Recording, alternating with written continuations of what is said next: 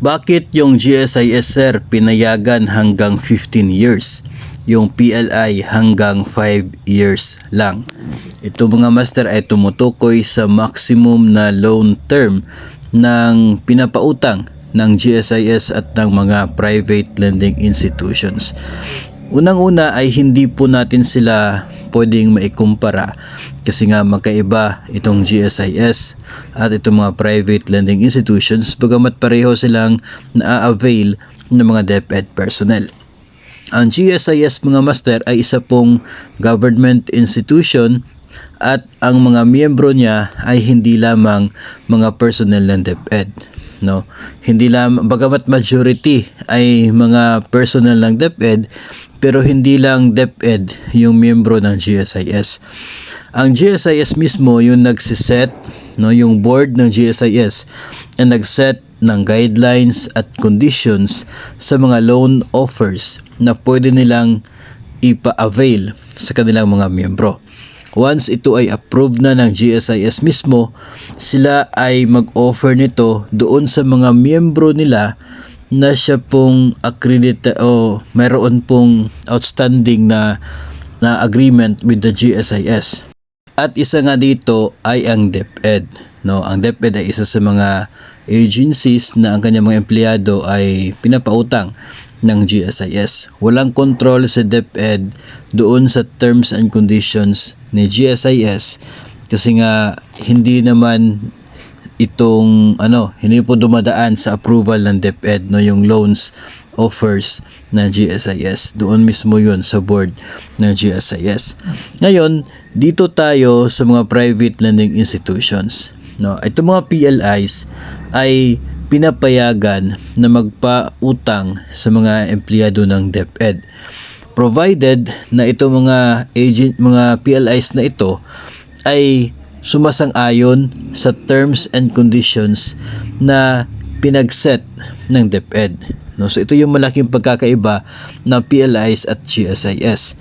Sa PLIs, si DepEd yung may control as to gaano lamang kahaba yung loan term, as to gaano lamang kataas ang pwedeng singilin na interest ng mga PLIs.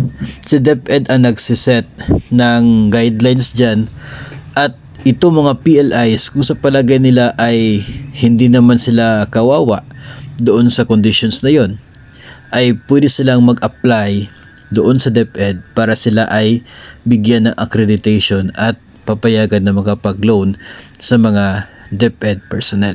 So yun po yung malaking pagkakaiba. Ngayon, yun din po yung dahilan kung bakit nakadepende sa DepEd yung maximum loan term na pwedeng mai-offer na mga private lending institutions. No?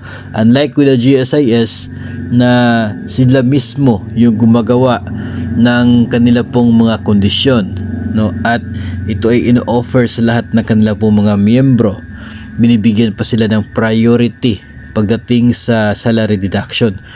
Pagkatapos ng lahat ng mandatory deductions, sumusunod itong loans sa DepEd Provident kasi sarili naman yun na utang, no, within the DepEd. Sumusunod na itong si GSIS at huli sa listahan ng priority ang loan amortization sa mga private lending institutions. So kaya lagi pong nasa sakripisyo si PLIs. Si GSIS laging priority. No, yun po yung kanilang pagkakaiba dito.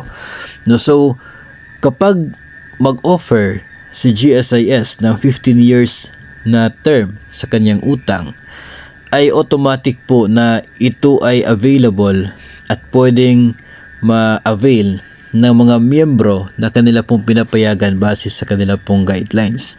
No, kahit saan kang agency, basta kay hindi ka suspended doon sa status sa GSIS, pwede kayo mag-avail ng utang. No, so subject na lang doon sa kakayahan ninyo ng inyong net take home pay. No, yun po yung magiging basihan. Pero si DepEd ay wala po talagang say as to dapat ganito lang kalaki na yung interest. Kaya nga tayo ay ina-explain natin, no, itong mga loans na ino-offer ng GSIS kasi atin pong karapatan na malaman ito mga loan terms na ito. Bagamat ito naman po ay available sa website ng GSIS at maging saan po na mga atong social media accounts ng GSIS. Kadalasan sa atin kasi hindi na po tayo nagkakaroon ng panahon para tingnan itong mga terms and conditions ng GSIS loans. Kaya ini-explain natin yan dito. No, kasi hindi rin naman po kontrolado ng DepEd yon. So personal po natin yan na responsibilidad sa ating sarili na alamin ang mga conditions na ito base sa na-post ng GSIS. No, kasi si GSIS pag nilalagay yan sa website o kaya ay sa kanila pong mga social media accounts, that's already part of informing the public sa kanilang loan offer. No. So dito po sa PLIs, nag-i-explain naman po tayo sa conditions na nakaset ng DepEd. Pero hindi sila pwedeng mag-decide basta-basta na kung gusto nilang taasan yung utang, yung term, hanggat wala pong DepEd order na pumapayag sa ganun po. No, so kaya nga po sinasabi natin na nakadepende ka DepEd kung magkakaroon ng mahigit sa 5 years term ito mga private lending institutions na ang amortization ay nakadidak sa atin pong buwan ng sahod. May mga tendency kasi na yung mga PLIs nag-o-offer ng loans na mahigit pa sa 5 years. Pero yung mga loans na yun hindi po pwede makapag-deduct sa atin pong sahod through salary deduction, APDS. Hindi pwede kasi that is beyond the conditions of DepEd, labas ang DepEd sa ganyan na klase ng mga loan offers. Kaya yung mga cases na ganyan, madalas ay naiiwan yung ATM cards ng mga empleyado kasi si bangko na mismo yung kukubra ng amortization kasi hindi siya pwede na naka-salary deduction. No, so sa ngayon, yung 5 years term sa mga bangko, yun lamang muna kasi yun lamang yung nasa DepEd order. Maghintay tayo kung maglalabas ng bagong DepEd order na pinapayagan ang mga bangko na taasan ang loan term nila, no? And if ever meron pong ganun, ay agad po natin ibabahagi sa inyo para kayo naman po yung magdesisyon if sa palagay ninyo ay worth it ba kung i-grant or i-avail itong mas mahaba na loan term sa mga private lending institutions. Sa ngayon, wala pa po tayong mga naririnig na mga sabi-sabi tungkol po dyan sa mas mahabang loan term.